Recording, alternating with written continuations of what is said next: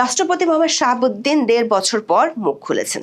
জগদ্দল এক পাথর সরে যাওয়ার পর কোনো রাগঢাক না রেখেই সরাসরি বলেছেন অধ্যাপক ইউনূস দফায় দফায় সংবিধান লঙ্ঘন করেছেন। সংবিধান অনুযায়ী নন ডিসক্লোজার এগ্রিমেন্টের বিষয়ে রাষ্ট্রপতিকে জানাতে হলেও অধ্যাপক ইউনূস বরাবরই এড়িয়ে চলতেন বঙ্গভবনের দরবার।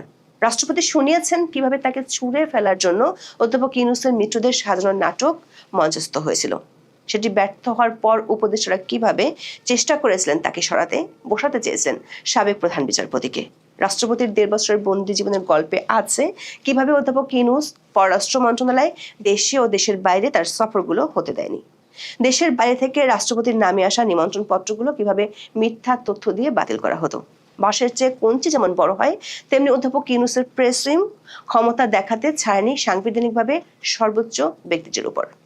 রাষ্ট্রপতির ভাষায় ডক্টর ইউনূসের প্রেস উইং তাকে প্রতিবন্ধী বানিয়ে রেখেছিল, কেড়ে নিয়েছিল প্রেস টিমের সুবিধা। গত শুক্রবার রাতে বঙ্গভবনে রাষ্ট্রপতির কার্যালয়ে দৈনিক কালের কণ্ঠকে দেয়া সাক্ষাৎকারে এসব কথা বলেছেন বাংলাদেশের রাষ্ট্রপতি মোহাম্মদ শাহাবুদ্দিন।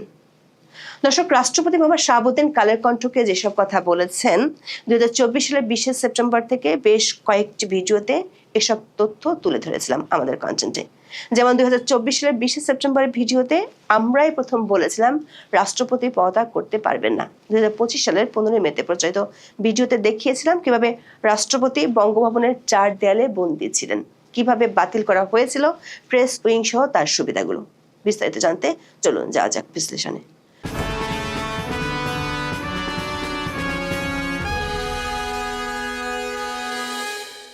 কালের কণ্ঠে রাষ্ট্রপতির যে ছবি ছাপা হয়েছে তাতে বোঝা যাচ্ছে বেশ রিল্যাক্স তিনি, যেন ঘাট থেকে বিশাল এক জগদ্দল পাথর নেমে গেছে। কালের কণ্ঠে নির্বাহী সম্পাদক সাক্ষাৎকারের শুরুতে জানতে চেয়েছিলেন রাষ্ট্রপতি কেমন আছেন।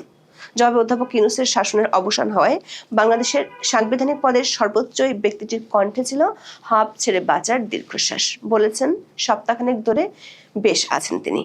মুহূর্তে এক রহস্যের হাসি দিয়ে বুঝিয়ে দেন ইউনূসের আমলের 1.5 বছর ধরে বঙ্গভবনের গোপন মবের চেষ্টাগুলোর কথা। বলেছেন ওই 1.5 বছর তিনি কোনো আলোচনায় ছিলেন না, অথচ তাকে নিয়ে চলে নানা চক্রান্ত। এরপরই কথার বোমা ফাটান সবিস্তারে। বলেন দেশের শান্তি শৃঙ্খলা চিরতরে ধ্বংস করার এবং সাংবিধানিক শূন্যতা সৃষ্টি করার অনেক পায়তারা হয়েছে। ইউনূস ও তার বাহিনী এত চেষ্টার পরও কেন সফল হতে পারেনি, এমন প্রশ্নের জবাবে রাষ্ট্রপতি মোহাম্মদ শাহাবুদ্দিন বলেছেন তিনি দৃঢ়চিত্তে তার সিদ্ধান্তে অবিচল ছিলেন বলেই কোনো ষড়যন্ত্র সফল হয়নি। বিশেষ করে অসাংবিধানিক উপায়ে রাষ্ট্রপতিকে উপড়ে ফেলার অসংখ্য ছক ব্যর্থ হয়েছে। ফলে 1.5 বছর বঙ্গভবনের অভিজ্ঞতা যে ভালো তা বলা যাবে না। রাষ্ট্রপতির সংশয় তার উপর দিয়ে যে ঝড় গেছে, এরকম ঝড় সহ্য করার মতো ক্ষমতা অন্য কারো ছিল কিনা তা নিয়ে জানেন না। দর্শক, 2024 সালের 10 সেপ্টেম্বর আমাদের প্রচারিত ভিডিওতে টাইটেল ছিল রাষ্ট্রপতি এখন পদত্যাগ করতে পারবেন না, ছুটিতেও যেতে পারবেন না। ভিডিওতে আমরা দেখিয়েছিলাম সাংবিধানিক সংকট, বিশেষ করে স্পিকার দৃশ্যমান না থাকায় রাষ্ট্রপতির পদত্যাগ এমনকি ছুটিতে যাওয়ার কোনো সুযোগ ছিল না, এমনকি এখনো নেই। দর্শক, অধ্যাপক ইউনূসের মিত্রদের চাওয়া অনুযায়ী বঙ্গভবনের সামনে রাষ্ট্রপতির পদত্যাগের দাবিতে আন্দোলন হয়েছিল। এমনকি গণমাধ্যমের হেডলাইন হয়েছিল রাষ্ট্রপতির চলে যাওয়ার ক্ষেত্র প্রস্তুত। রাষ্ট্রপতি আন্দোলন নামক সেই মব নাটকের সবিস্তার তুলে ধরেছেন সাক্ষাৎকারে। জানালেন 2024 সালের 22 অক্টোবর বঙ্গভবন ঘেরাও হলো, অমুকের দল তমুকের দল, মঞ্চ, ঐক্য, কত কি রাতারাতি সৃষ্টি। এগুলো একই টাইপের লোকজন, সব বিভিন্ন ফোরামে বিভিন্ন নামে। রাষ্ট্রপতির প্রশ্ন, কোথায় তারা এত টাকা তখন পেয়েছিল? রাষ্ট্রপতি মনে করেন সেদিন ব্ল্যাকমেল করা নাটক মঞ্চস্থ করতে চেয়েছিল এক নারীকে দিয়ে বঙ্গভবনের বাইরে নাটকের চেষ্টা হয়েছিল, কিন্তু সফল হতে পারেনি সেনাবাহিনীর 9ম পদাতিক ডিভিশনের জন্য। এরপর রাষ্ট্রপতি সবচেয়ে ভয়ঙ্কর অভিযোগটি করেছেন। বলেছেন গণভবনের মতো বঙ্গভবনও লুট করতে চেয়েছিল। ওই রাতটি ছিল তার জন্য বিভীষিকাময়। তবে সে কঠিন সময় তিনি বিএনপি শীর্ষ নেতৃত্বকে পাশে পেয়েছিলেন বলে দাবি করেন। বিএনপি তখন সাংবিধানিক সংকট তৈরি হওয়ার আশঙ্কার কারণে রাষ্ট্রপতির পদত্যাগের বিরুদ্ধে অবস্থান নিয়েছিল। প্রশ্ন হলো, অন্তর্বর্তী সরকারের ভিতর থেকে রাষ্ট্রপতি অপসারণের উদ্যোগ কেন নেওয়া হয়েছিল আর কারা এর ইন্ধন জুগিয়েছিল? রাষ্ট্রপতি মনে করেন মূলত আন্দোলনের কিছু নেতার চাপে তাকে অপসারণের উদ্যোগ নেওয়া হয়েছিল। এ বিষয়ে রাজনৈতিক দলগুলো নিজেদের মধ্যে দীর্ঘ আলাপ আলোচনা করে একটি সিদ্ধান্তে আসে। এমনকি অন্তর্বর্তী সরকারও একটা সিদ্ধান্তে এসেছিল, সেটি ছিল রাজনৈতিক দলগুলোকে এক হতে হবে। পরে দেখা গেল এই ইস্যুতে দুটি গ্রুপ হয়ে গেল। গ্রুপে গ্রুপে মিটিং হলো, আলোচনা হলো, তারা বিভিন্ন দল ও জোটের কাছে গেল। তখন এরকম একটা অবস্থা ছিল, যে কোনো মুহূর্তে মেজরিটি হয়ে গেলেই রাষ্ট্রপতিকে বঙ্গভবন ছাড়তে হবে। কিন্তু বিএনপি থেকে উচ্চ পদে আসীন নেতা রাষ্ট্রপতিকে আশ্বস্ত করে বলেছিলেন তারা সাংবিধানিক ধারাবাহিকতা অক্ষুণ্ণ রাখতে চান। কোনো অসাংবিধানিক উপায়ে রাষ্ট্রপতিকে অপসারণের পক্ষে তারা নন। অন্তর্বর্তী সরকারের কিংস পার্টির উদ্যোগটা ব্যর্থ হয়েছিল বিএনপি ও তাদের জোটের কারণে। একটা বৃহত্তর রাজনৈতিক দল যে স্ট্যান্ডটা নিয়েছে সেটাকে সরকার তখন সমর্থন করতে বাধ্য হলো, এমনটাই মনে করেন রাষ্ট্রপতি মোহাম্মদ শাহাবুদ্দিন। তবে ওই দফা ব্যর্থ হয়ে যে রাষ্ট্রপতিকে সরানোর চেষ্টা শেষ হয়ে গিয়েছিল তা কিন্তু নয়। রাষ্ট্রপতি জানিয়েছেন শেষ সময় পর্যন্ত তারা চেষ্টা করে গেছে কিভাবে তাকে উপড়ে ফেলা যায়। রাজনৈতিক পর্যায় থেকে ওই উদ্যোগটা ব্যর্থ হলে খোদ অন্তর্বর্তী সরকারের পক্ষ থেকে নতুন করে এ বিষয়ে পদক্ষেপ নেওয়া হয়। রাষ্ট্রপতি জানিয়েছেন একটা অসাংবিধানিক উপায়ে একজন সাবেক প্রধান বিচারপতিকে নিয়ে এসে তার জায়গায় বসানোর চক্রান্ত করেছে অন্তর্বর্তী সরকার। সরকারের পক্ষ থেকে একজন উপদেষ্টা ওই বিচারপতি শরণাপন্ন হয়েছিলেন। তারা ঘণ্টাব্যাপী মিটিং করতেন, তবে ওই বিচারপতি রাজি হননি। দর্শক, রাষ্ট্রপতি ওই উপদেষ্টার নাম না বললেও সেটি ছিলেন সাবেক আইন উপদেষ্টা আসিফ নজরুল। 2024 সালের 22 অক্টোবর আসিফ নজরুল ও তৎকালীন তথ্য উপদেষ্টা নাহিদ ইসলাম তখনকার প্রধান বিচারপতি সৈয়দ রেফাত আহমেদের সাথে 8 ঘন্টা ধরে রুদ্ধদ্বার বৈঠক করেছিলেন। তবে বিচারপতি সৈয়দ রেফাত আহমেদ সরকারের সেই প্রস্তাবে রাজি ছিলেন না। এমন কঠিন সময় মনোবল ঠিক রাখার জন্য কারা সাহস জুগিয়েছিলেন, এমন প্রশ্ন জবাবে বিএনপির সর্বোচ্চ পর্যায়ে আর 3 বাহিনীর সমর্থনের কথা বলেছেন মোহাম্মদ শাহাবুদ্দিন। সশস্ত্র বাহিনীর প্রধান হিসেবে রাষ্ট্রপতির পর্যায় ঠেকাতে চেয়েছিল 3 বাহিনী। এমনকি অন্তর্বর্তী সরকারের ভিতর থেকে আরো একবার যখন রাষ্ট্রপতিকে অপসারণের উদ্যোগ নেওয়া হয়েছিল তখনও ঠেকিয়েছিল 3 বাহিনী। গত বছরের 7 জুলাই আমাদের প্রচারিত ভিডিও টাইটেল ছিল রাষ্ট্রপতি ইস্যুতে যমুনার সাথে সেনা সদরের দূরত্ব কি বাড়ছে। রাষ্ট্রপতি মনে করেন কূটনৈতিক মহল থেকেও তাকে অপসারণ করার বিষয়ে নেতিবাচক অবস্থান ছিল। দর্শক, এরপর সাক্ষাৎকারে রাষ্ট্রপতি এমন কিছু কথা বলেছেন যেগুলো অধ্যাপক ইউনূসের কর্মকাণ্ডকে শুলে চড়ানোর জন্য যথেষ্ট।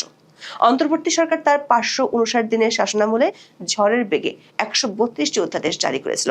তার সবগুলো অন্তর্বর্তী সরকারকে জারি করতে হয়েছিল রাষ্ট্রপতির প্রদত্ত ক্ষমতা বলেই। অথচ সেই রাষ্ট্রপতি অধ্যাপক ইউনূসের বিদায়ের মাত্র 6 দিনের মাথায় বলছেন অনেক অধ্যাদেশ করার কোনো কারণই ছিল না। অধ্যাপক ইউনূস, যিনি সংবিধান রক্ষার শপথ নিয়ে প্রধান উপদেষ্টা হয়েছিলেন, তিনি সংবিধানের কোনো বিধান মেনে চলেননি এমন ভয়ঙ্কর অভিযোগ করেছেন রাষ্ট্রপতি।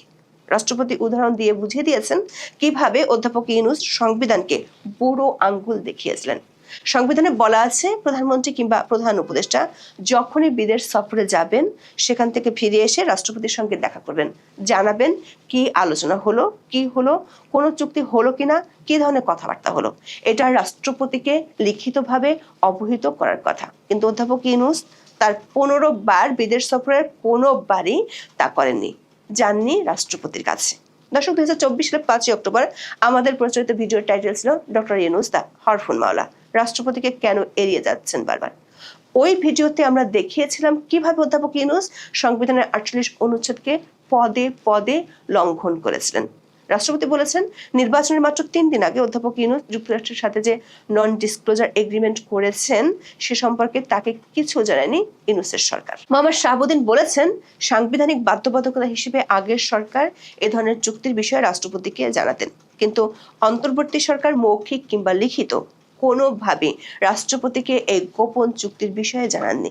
শুধু শেষের এই চুক্তি কেন, অধ্যাপক ইউনূস বরাবরই রাষ্ট্রপতি মোহাম্মদ শাহাবুদ্দিনকে এড়িয়ে চলতেন, বলা ভালো ইগনোর করতেন। রাষ্ট্রপতি অভিযোগ করেছেন প্রধান উপদেষ্টা তার সঙ্গে সমন্বয় করেননি। অধ্যাপক ইউনূস নিজের এবং নিজের সহকর্মীদের শপথের প্রয়োজন ছাড়া কখনোই বঙ্গভবনে যাননি। রাষ্ট্রপতি অভিযোগ করেছেন 2 বার রাষ্ট্রপতির বিদেশ যাওয়া আটকে দিয়েছিলেন মোহাম্মদ ইউনূস। এর একটি ছিল কসাবো, অন্যটি ছিল কাতারে। কাতারের আমিরের দাওয়াতে, যেখানে রাষ্ট্রপতি ছাড়া অন্য কেউ যাওয়ার সুযোগ নেই, সেই দাওয়াতে যেতে দেওয়া হয়নি মোহাম্মদ শাহাবুদ্দিনকে। পররাষ্ট্র মন্ত্রণালয় থেকে উল্টো তার দপ্তরের ড্রাফট পাঠানো হয়েছিল, যেখানে লেখা ছিল রাষ্ট্রপতি ভীষণ ব্যস্ত বলে তিনি যেতে পারছেন না। রাষ্ট্রপতি বলেছেন এটি ছিল পররাষ্ট্র মন্ত্রণালয়ের শিষ্টাচার বহির্ভূত উদ্ধত্যপূর্ণ আচরণ। ভবিষ্যতে যাতে এই ধরনের অপরাধ না করা হয় সে বিষয়ে পররাষ্ট্র উপদেষ্টাকে চিঠিও দিয়েছিলেন রাষ্ট্রপতি, তবে সে চিঠির উত্তর পাননি তিনি। প্রশ্ন হলো কেন রাষ্ট্রপতিকে বিদেশ সফরে যেতে দিতে এত অনীহা ছিল অধ্যাপক ইউনূসের। রাষ্ট্রপতি বলেছেন, অন্তর্বর্তী সরকার চায়নি কোথাও তার নাম আসুক, তাকে একদম অন্ধকারে ফেলে রাখার চেষ্টা করেছে। শুধু বিদেশে নয়, দেশের কোনো অনুষ্ঠানেও তাকে যেতে দেওয়া হয়নি। বিশেষ করে বিশ্ববিদ্যালয়গুলোতে সমাবর্তন অনুষ্ঠানে রীতি অনুযায়ী রাষ্ট্রপতির যাওয়ার কথা, সেটিও তারা আটকে দেয়। প্রসঙ্গক্রমে রাষ্ট্রপতি আরো একবার তুলে ধরেছেন বিদেশি মিশনগুলোতে তার ছবি নামানোর সেই অপমানজনক ঘটনার কথা। নাম উল্লেখ না করে তিনি বলেছেন, একদিন হঠাৎ করে কোন একজন উপদেষ্টা বিদেশ ভ্রমণে গেছেন, সেখানে বাংলাদেশ হাই কমিশনে রাষ্ট্রপতির ছবি লাগানো আছে দেখে তেলে বেগুনে জ্বলে উঠেছিলেন সেই উপদেষ্টা। তারপর এক রাতের মধ্যে সারা পৃথিবীর হাই কমিশন থেকে রাষ্ট্রপতির ছবি নামিয়ে ফেলা হয়। শুধু অধ্যাপক ইউনূস কিংবা পররাষ্ট্র মন্ত্রণালয় নয়, প্রধান উপদেষ্টার প্রেস উইং যে রাষ্ট্রপতির উপর ছড়ি ঘোরাতো, সেটিও মোহাম্মদ শাহাবুদ্দিন তুলে ধরেছেন সাক্ষাৎকারে। দর্শক, গত বছরের 15 মে আমাদের প্রচারিত ভিডিওর টাইটেল ছিল, রাষ্ট্রপতি শাহাবুদ্দিন কি বঙ্গভবনের 4 দেয়ালে বন্দী, প্রেস উইং সহ অনেক সুবিধা বাতিল। সেই ভিডিওতে আমরা যে তথ্যগুলো দিয়েছিলাম তাই উঠে এসেছে কালের কণ্ঠের সাক্ষাৎকারে। ঢাকা রিপোর্টার্স ইউনিটির নতুন নির্বাচিত কমিটিকে রাষ্ট্রপতি নিজে চিঠি দিয়ে তার সাথে দেখা করার আমন্ত্রণ জানিয়েছিলেন, কিন্তু তাতে চটে যায় অধ্যাপক ইউনূসের চেয়ে বেশি ক্ষমতাধর হয়ে থাকা প্রেস উইং। রাষ্ট্রপতির প্রেস উইং এর 3 সদস্যকে তৎক্ষণাৎ প্রত্যাহার করে নেওয়া হয়। রাষ্ট্রপতি বলেছেন, তার দপ্তর থেকে একটি প্রেস লিস্ট দেওয়ার কোনো ব্যবস্থা রাখেনি। তার ভাষায়, দেশের সর্বোচ্চ মর্যাদা সম্পন্ন ব্যক্তিকে এভাবে প্রতিবন্ধী করে দিয়েছিল অধ্যাপক ইউনূসের প্রেস উইং। তিনি রাষ্ট্রপতি হয়ে নিজে ক্যাবিনেট সেক্রেটারি, প্রিন্সিপাল সেক্রেটারি ও সংস্থাপন সচিবকে বারবার ফোন করেছিলেন, কিন্তু ইউনূসের 1.5 বছরের শাসনামলে গৃহবন্দী রাষ্ট্রপতির ফোনকে কেউ পাত্তাই দেয়নি। কেন এমনটা করেছিল প্রেস উইং? রাষ্ট্রপতি মনে করেন, রাষ্ট্রপতির কথা দেশের মানুষ জানুক, সেটা তারা চাননি। যেমন রাষ্ট্রীয় দিবসগুলোতে সরকারি টাকায় রাষ্ট্রপতির আদেশের বলে ক্রয়পত্র বের করলেও সেগুলোতে থাকতো না রাষ্ট্রপতির বাণী। দর্শক, কালের কণ্ঠের সাক্ষাৎকারে রাষ্ট্রপতি মোহাম্মদ শাহাবুদ্দিন অনেক কথা বলেছেন, তবে তিনি বলেননি কিংবা তাকে প্রশ্ন করা হয়নি কেন ও কিভাবে অধ্যাপক ইউনূসের তৎকালীন বিশেষ সহকারী ও পরে তথ্য উপদেষ্টা মাহফুজ আলম বঙ্গভবনের বঙ্গবন্ধুর ছবি নামিয়েছিলেন। খুব শিগগিরই এ নিয়ে তথ্য হাজির করব আপনাদের সামনে। আবার রাষ্ট্রপতি কিছুদিন আগে বার্তা সংস্থা রয়টার্সকে বলেছিলেন, নির্বাচিত সরকার আসলে তিনি পদত্যাগ করে চলে যেতে চান। সে বিষয়টি নিয়ে কালের কণ্ঠের সাক্ষাৎকারে কিছু বলেননি। খুব শিগগিরই এই বিষয়টি নিয়েও তথ্য নিয়ে হাজির করব আপনাদের সামনে। এখন এ পর্যন্ত সবাই ভালো থাকুন, সুস্থ থাকুন, নিরাপদে থাকুন। দেখা হবে আগামী পর্বে।